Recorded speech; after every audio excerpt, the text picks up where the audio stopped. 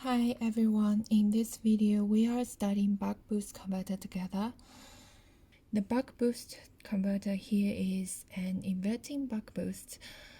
The inverting means that if we have a positive input here, then our output is negative. Let's follow the steady state analysis here. And so when our switch is on, our circuit looks like this.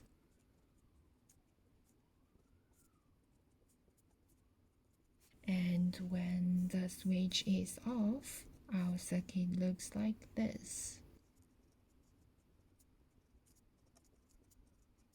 So first, we also do the steady state analysis on our inductor.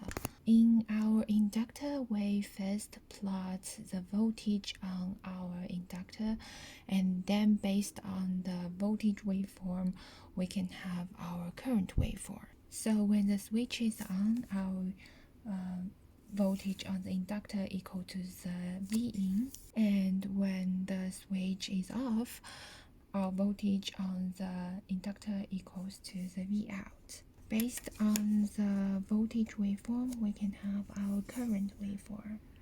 Around our average inductor current, when the voltage is positive, our inductor current increase. And when the voltage across inductor is negative, our current goes down. And this is our delta IL.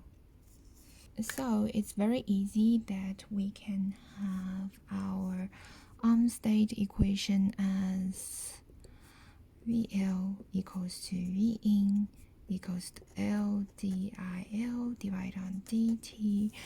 We are very familiar before when we analyze the buck and boost converter. The delta IL divided on delta T equals to delta IL divided on dt equals to V in divided on L. And we can have our delta IL is V in times dt divided on L. And we also can have our off state. The VL equals to V out equals to L times DIL divided on dt. And same with the on state, we can have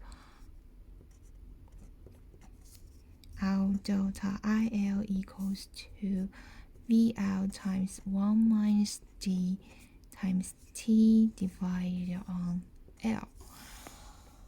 And what we can learn from those equations, the first thing is we know the duty and the voltage conversion ratio relationship by using delta IL on should be equal to delta IL off. We put those two together, we can have our duty equals to V out divided on V in plus V out. As our buck converter now is an inverting version, our output voltage is a negative value, so we put absolute value in this equation. Another familiar expression of this duty relationship is V out divided on V in equals to minus T on divided on T off. So you also can write as minus D divided on 1 minus D. The second thing we can know is we know how to calculate delta IL, and our delta IL equals to V in divided on L times T on. And the third thing is we can know the average value of IL. To calculate the average inductor current, we do the same thing as boost converter. We know that ideal converter doesn't change the input power to the output power, so our P in should be equals to P out. And based on that, our P in equals to V in times I in, and I in here is D times IL, and equals to our P out is VL squared divided on R. So we now know that our average inductor current equals to VL squared divided on V in times R times duty. So by knowing the delta IL and average inductor current, we can calculate the maximum and minimum inductor current, same as your buck or boost converter. So this is all we know by analyzing the inductor on the buck boost converter. Let's move on to analyze the capacitor. So to analyze the capacitor, we first plot the capacitor current waveform. When the switch is on, the current on the capacitor is the output current. And when the switch is off, the current on the capacitor is the inductor current minus the output current. So here is the inductor current minus the output current. And the voltage on the capacitor is, when the current is minus, the voltage goes down. When the current is positive, it goes up. And this is our delta V out. So to calculate the delta V out, we do the same thing is we calculate the charge of the capacitor. The charge is the arrow encircled by the current waveform, and delta Q, the absolute value of charge is the arrows encircled by the current, so it's I out times dt equals to the capacitance times delta V out. By solving this equation, we can have V out equals to I out dt divided on C, and our I out is V out divided on R, so it's D times V out divided on RC times frequency. So now we complete the analysis in CCM. However, we know that when the average current of inductor is lower than half of the current ripple, our converter moves into DCM mode. This means that the inductor doesn't have enough power to make the current continue flowing to the circuit. And if we plot the voltage and current waveform of the inductor, it should look like this. So this is a current waveform of inductor in DCM. Our current goes to 0 at our off state, and we don't know when this happened. So this means the first thing different from CCM is our delta IL can only calculate when the switch is on, and when it's off, because we don't know when it goes to 0, so we cannot use the off equation.